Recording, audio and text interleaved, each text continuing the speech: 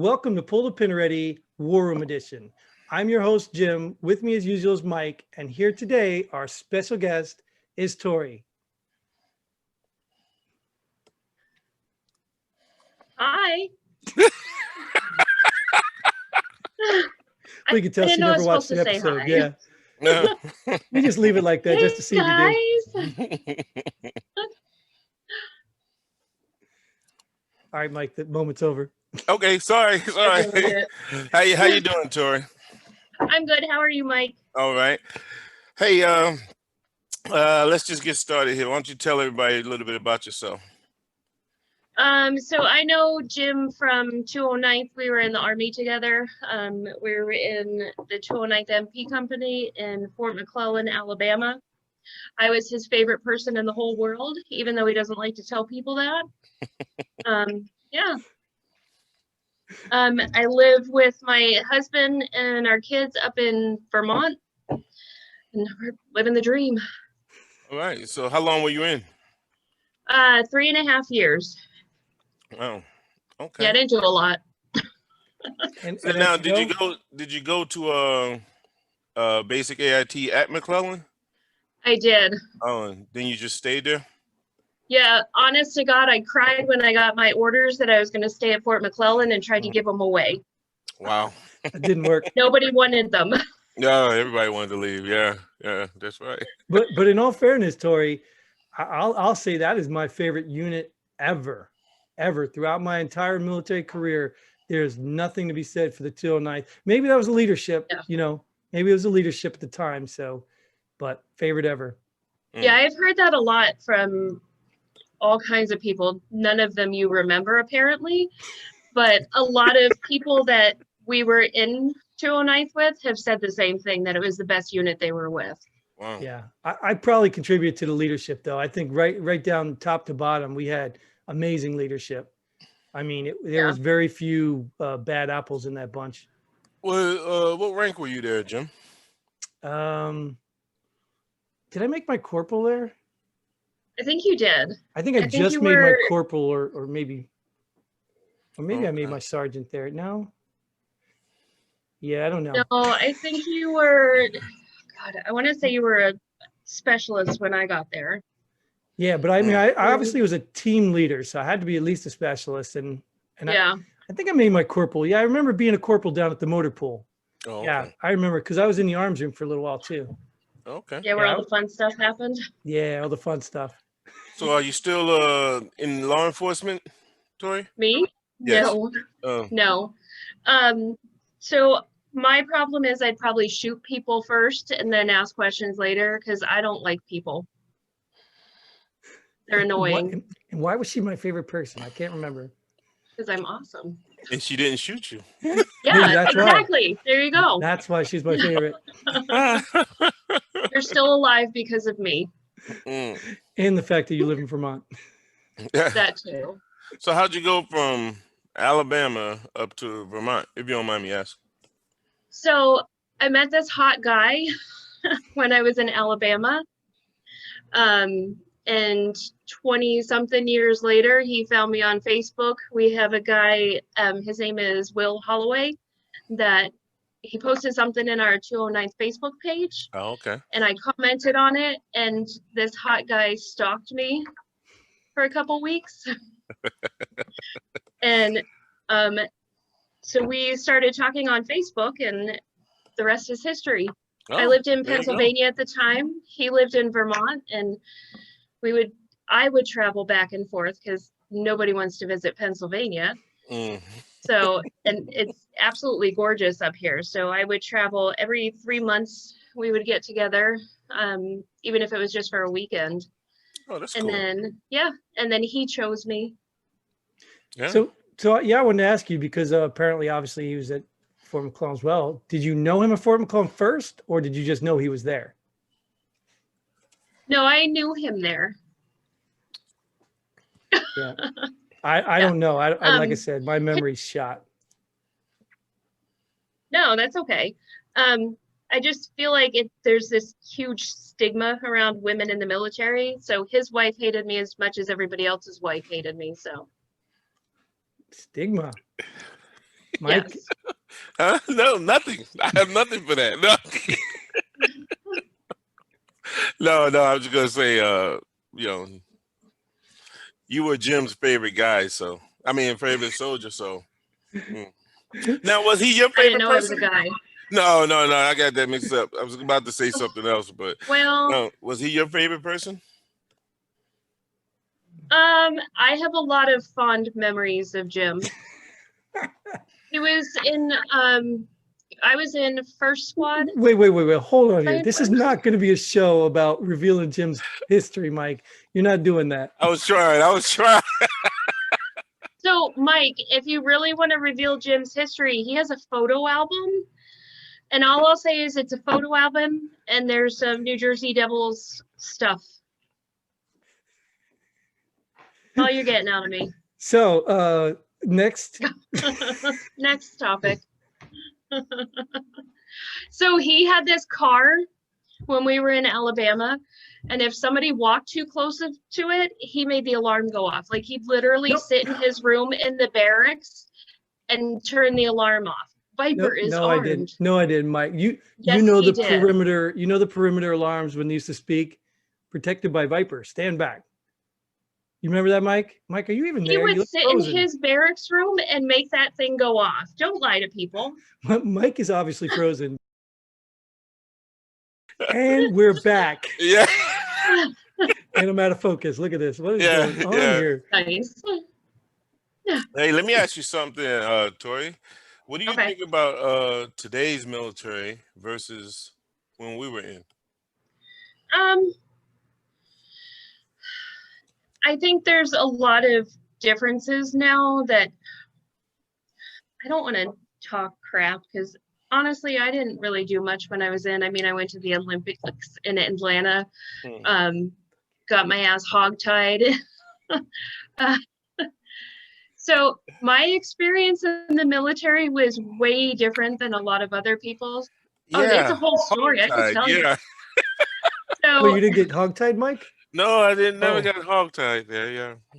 So good story. So we were staying in this school, and my team was in a conference room, like the principal's office, and then they had the guidance counselors and stuff. So it was me and like 4 dudes. So our team leader went to go get lunch or dinner, whatever he was doing. And the next thing I know, he's coming back, and we had like a cardboard cutout in the window. So people walking by couldn't look in because that's where we slept. We did everything in there. So he came back and he heard all this noise, and there was like 4 guys standing outside the room. And he's like, "What the hell are you doing?" And they're like, "I think somebody's getting beat up in there." So he walked in. I'm laying on the ground with my arms tied behind my back and my feet tied behind my back, and everybody just standing there. And I looked up and I was like, "Hey, Sergeant, how you doing?" Well, you didn't wave, right? Well, no, I didn't wave because I did. I was like, yeah, I have a lot of stories from the Olympics. That's the first time and the last time I ever tried chewing tobacco. Oh, it was vile and disgusting. Tell me about it. It was like the worst hangover ever.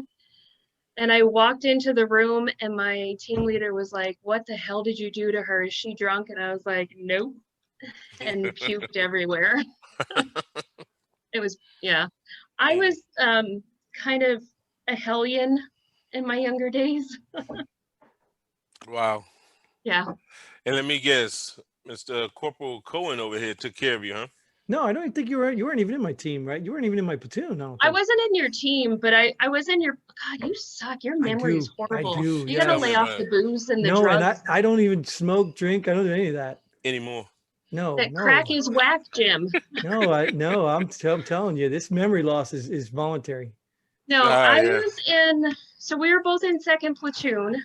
I was in 1st squad, and you were in 4th, I believe. I don't know. Not know. How does he not know? Wow. Yeah. Your memory sucks. Protected by Viper. Stand back. That's why he doesn't remember that he used to do that. Yeah. I didn't do that. It was a sensor thing. It was cool back then, you know. I don't know if I would call that cool.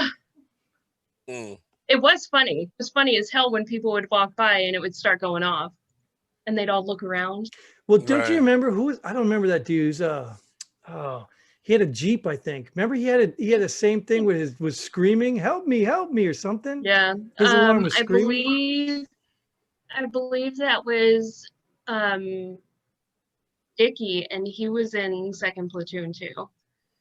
Yeah. Oh, his was a little weird. No, wait. Maybe it was him, but do you remember they used to steal somebody's Jeep?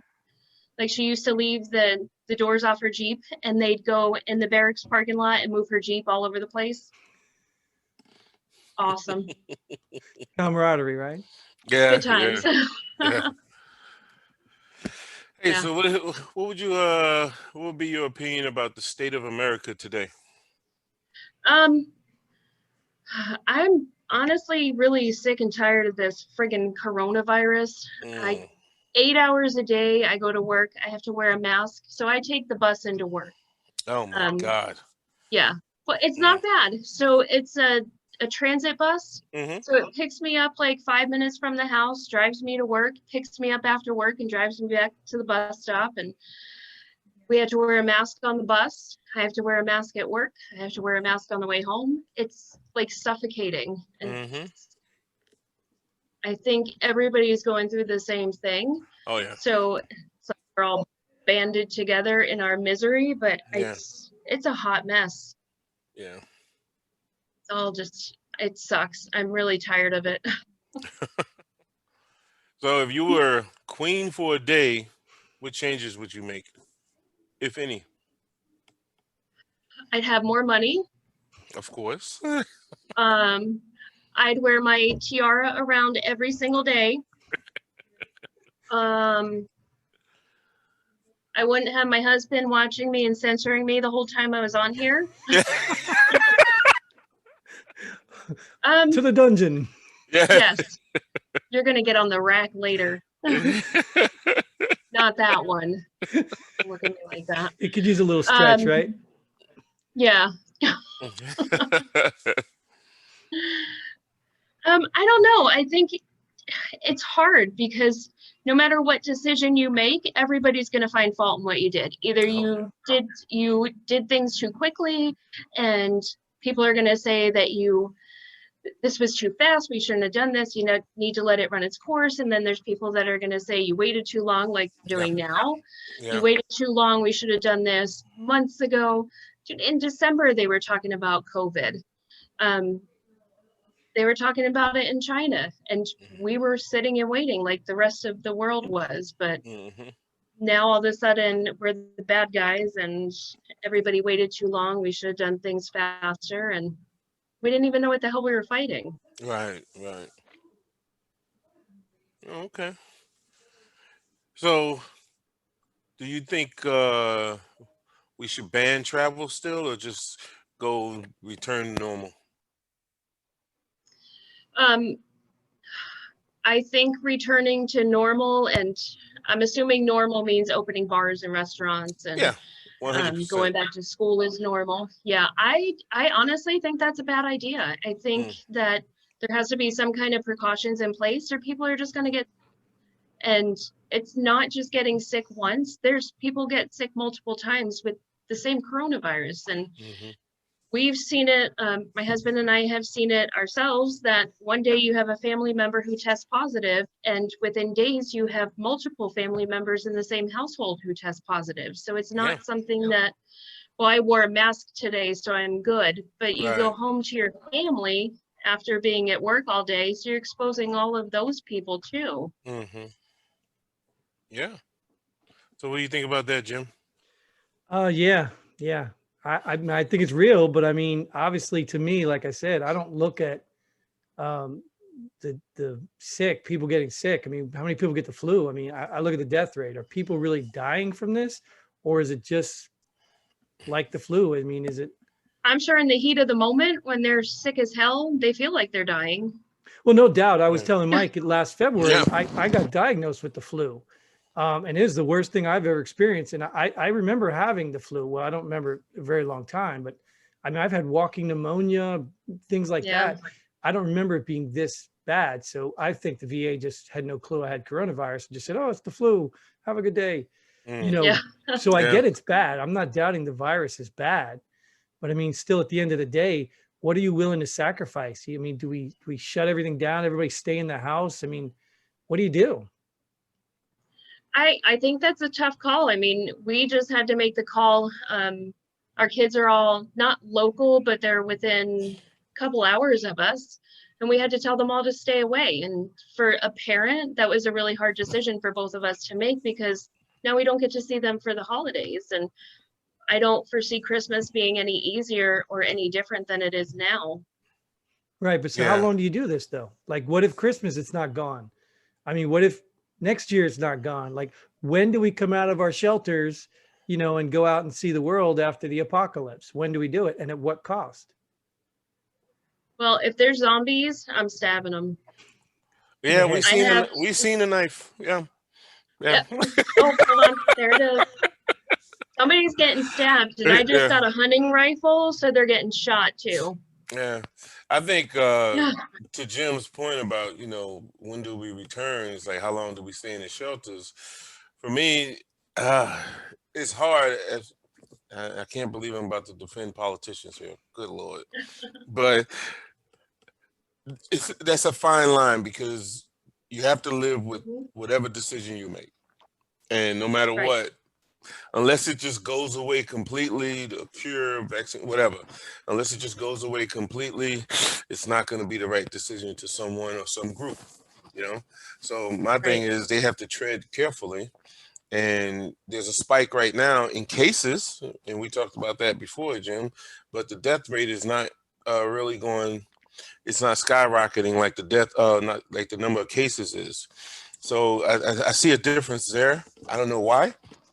No one's ever even talking about it, and I don't know why they're not talking about that neither. But it's just kind of, it's funny to me. I think You you know? mentioned it, politics.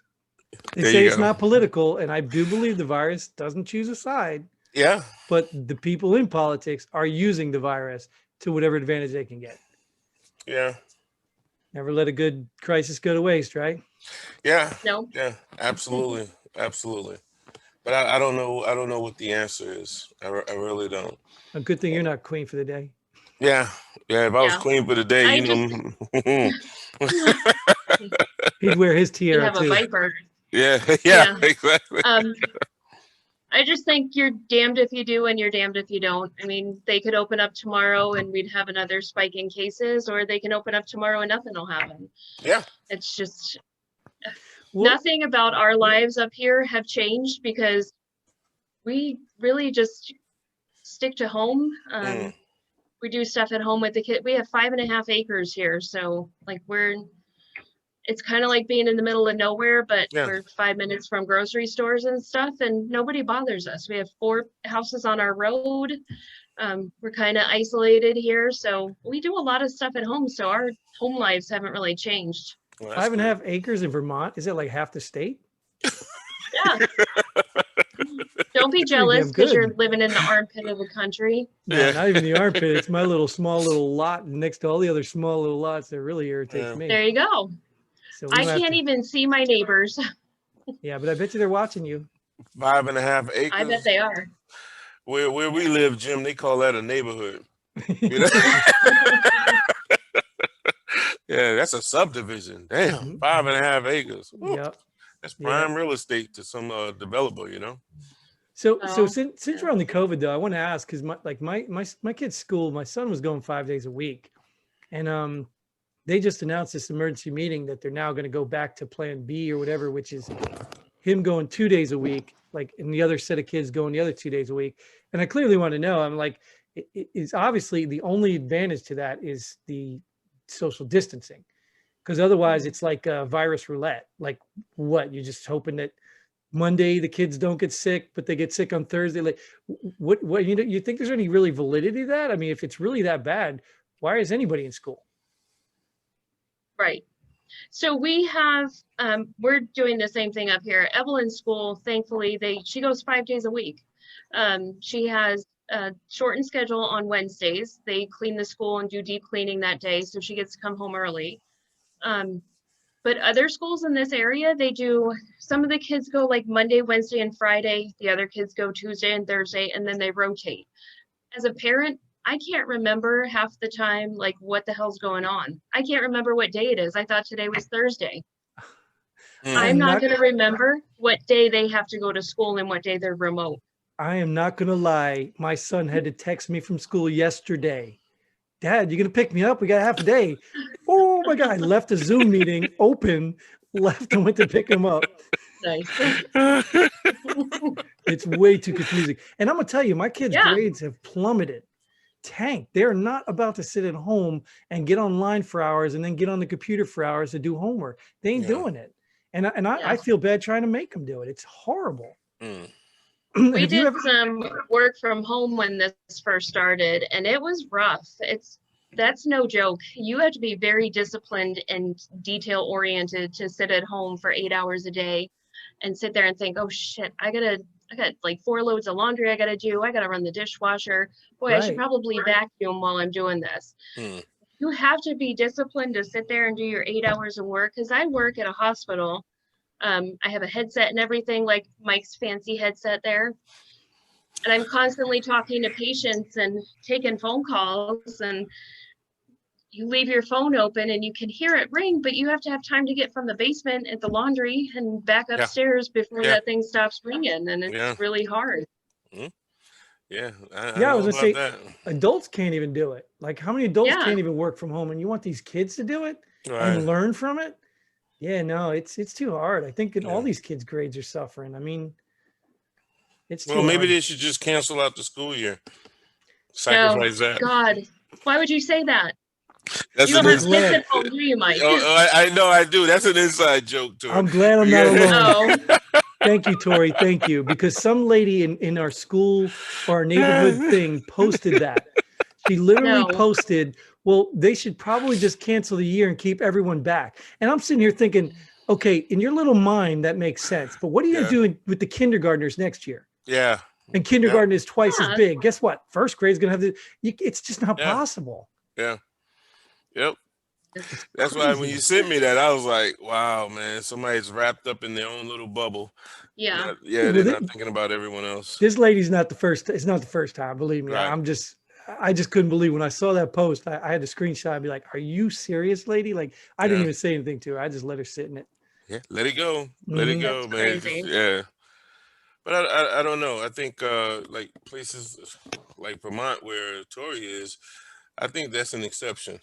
Like like my kids, as you very well know, Jim, they go to kindergarten. They go 5 days a week, and since they started, they have 3 cases now.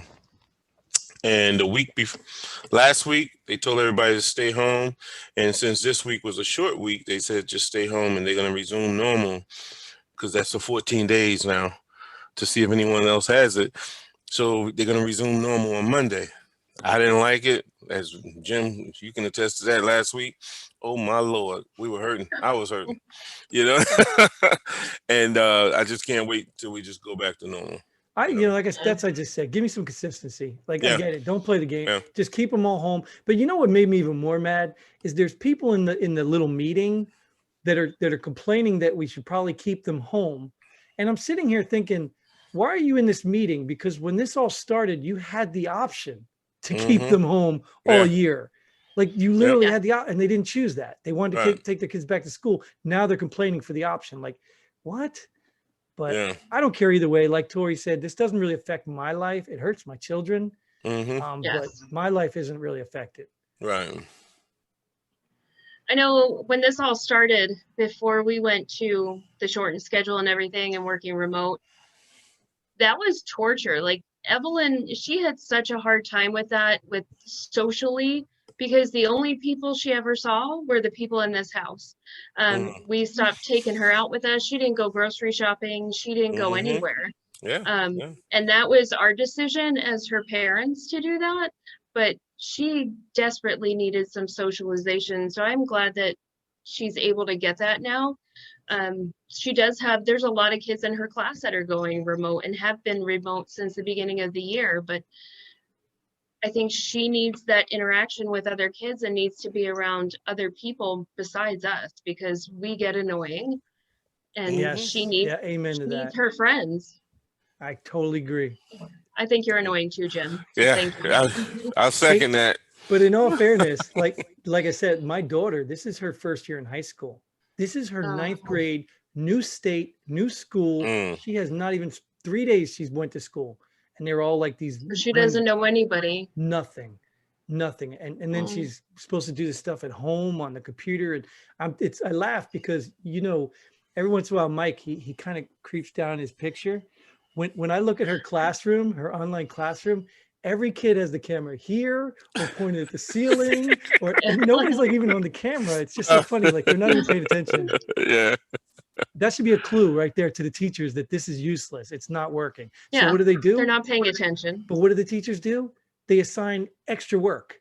Like these kids are going to get off this class and then go do like 4 hours of homework for that one class. Yeah. Crazy. So it's going to the point where it's just going to be a check the block.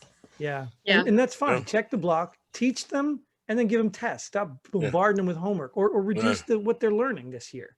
Yeah. You know what I mean? Yeah. Maybe put them behind a little bit, whatever, but don't hold them back. You can't do that. Yeah. You can't just pass them through either. They got to learn something. Yeah, I agree. They had this thing in Pennsylvania. I don't know if it was around the country, but it was no kid left behind. So there were literally kids that had like a 3rd grade reading level that were in high school, because instead of teaching the kid how to read, you just bumped him up to the next grade. I feel like that's where this is going, that, okay, so you really sucked and COVID happened, but we're going to let you go through to 4th and 5th and 6th grade. And we're going to have kids that don't know anything. Yeah. How about the colleges? It wasn't your fault that you didn't learn your ABCs. It was due to COVID. So we're not going to punish you by holding you back and making you repeat the kindergarten. You know? Well, you're talking everybody gets a trophy.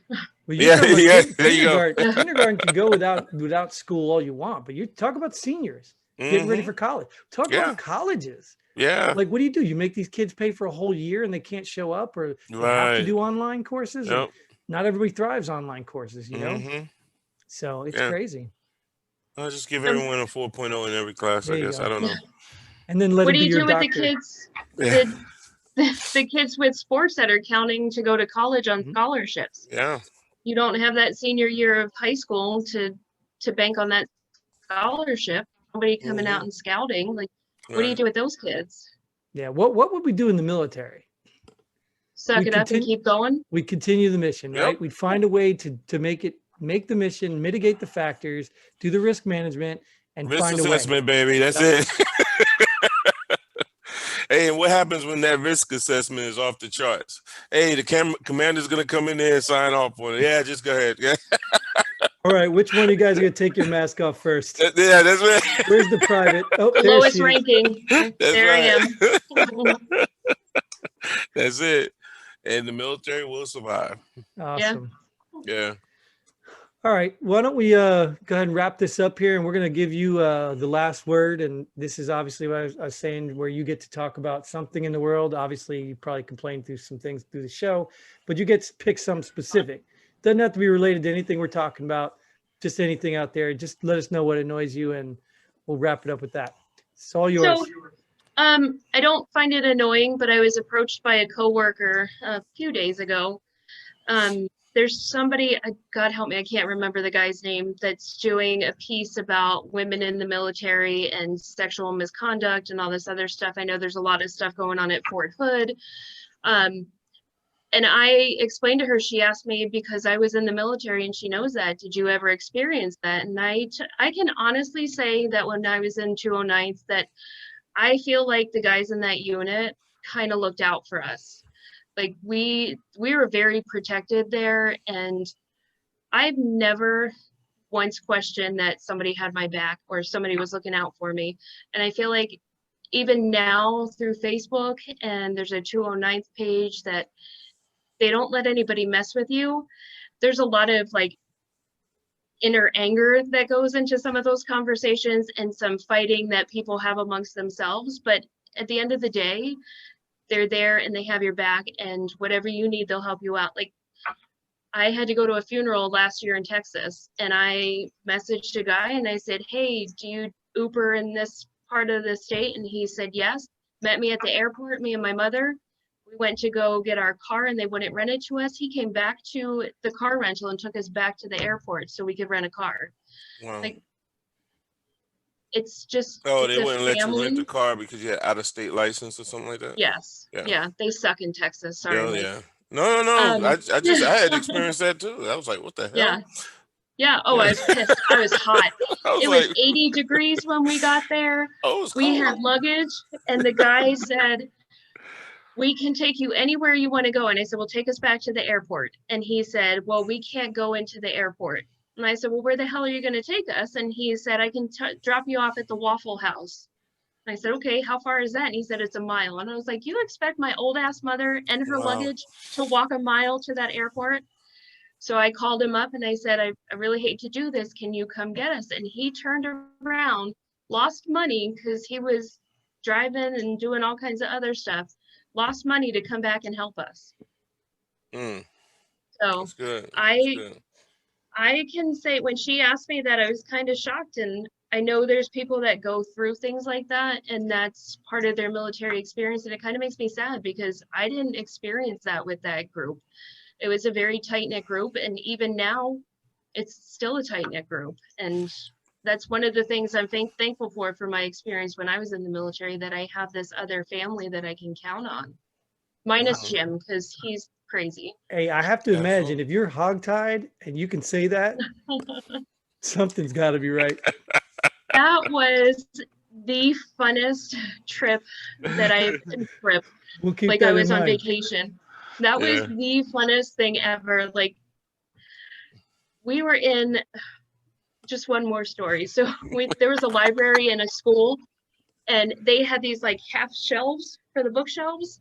And I remember two people chasing me around that library, and I climbed up on one of the bookshelves and I was hopping across them to get away. And this lieutenant walks in and he was like, so what's going on in here? And there I am laying on the floor and people pinning me down. And I was like, hey, sir, we're just having a good time. I can't even imagine what goes on in that house.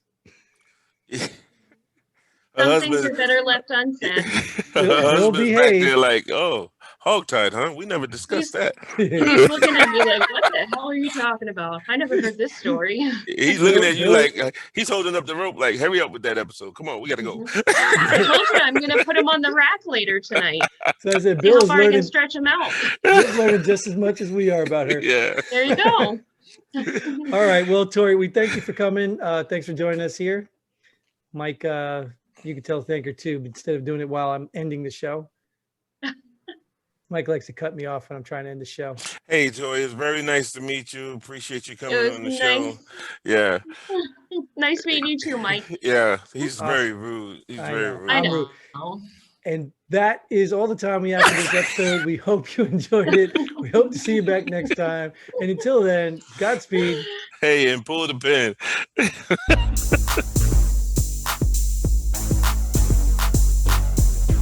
Thanks for joining us here at Pull the Pin Already. We hope you had as much fun as we did. If you like what we do, go ahead and hit that like button and share this video with a friend.